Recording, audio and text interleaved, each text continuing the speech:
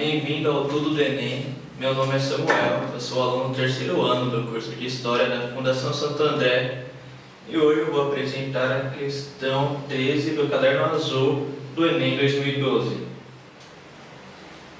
O que o projeto governamental tem em vista é poupar à nação o prejuízo irreparável do perecimento e da evasão do que há de mais precioso no seu patrimônio. Grande parte das obras de arte, até mais valiosas, e dos bens de maior interesse histórico de que a coletividade brasileira era depositária, tem desaparecido ou se arruinado irremediavelmente.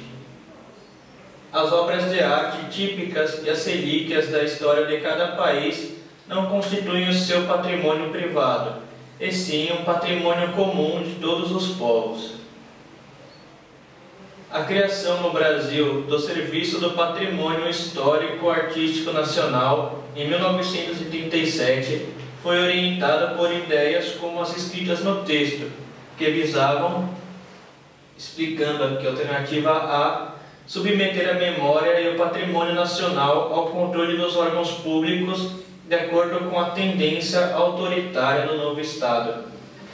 Bom, submeter a memória e o patrimônio cultural não seria bem uma tendência autoritária do Estado Novo, mas seria uma tendência mais de conscientização histórica da população, uma tendência a preservar o nacional, a preservar a nossa cultura.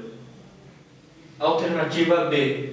Transferir para a iniciativa privada a responsabilidade de preservação do patrimônio nacional por meio de leis de incentivo fiscal. Bom, o patrimônio nacional é um patrimônio público e transferir essa responsabilidade para a iniciativa privada por meio de incentivo fiscal seria uma técnica que não funcionaria. Alternativa C. Definir os fatos e personagens históricos a serem cultuados pela sociedade brasileira de acordo com o interesse público. No texto, não há nada que diga sobre definir os fatos e personagens históricos a serem cultuados, mas há um apelo para a proteção do patrimônio histórico. D.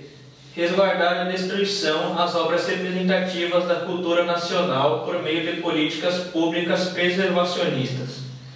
A criação desse órgão sugere a criação de um elemento público para proteger as obras e o patrimônio cultural brasileiro, assim a sua história. Bom, isso é exatamente o que pede o manifesto lido no começo da questão. Alternativa E. Determinar as responsabilidades pela destruição do patrimônio nacional de acordo com a legislação brasileira. Bom, a legislação brasileira, apenas depois dessa época, passa a ter o crime de destruição de patrimônio público. Mas o apelo contido no manifesto do começo da questão não pede para que sejam determinadas responsabilidades para quem destruir ou cometer qualquer ato criminoso ao patrimônio público. Então a alternativa correta seria a alternativa D. Resguardar da destruição as obras representativas da cultura nacional por meio de políticas públicas preservacionistas. Para ver mais questões do Enem respondidas, acesse o nosso canal no YouTube.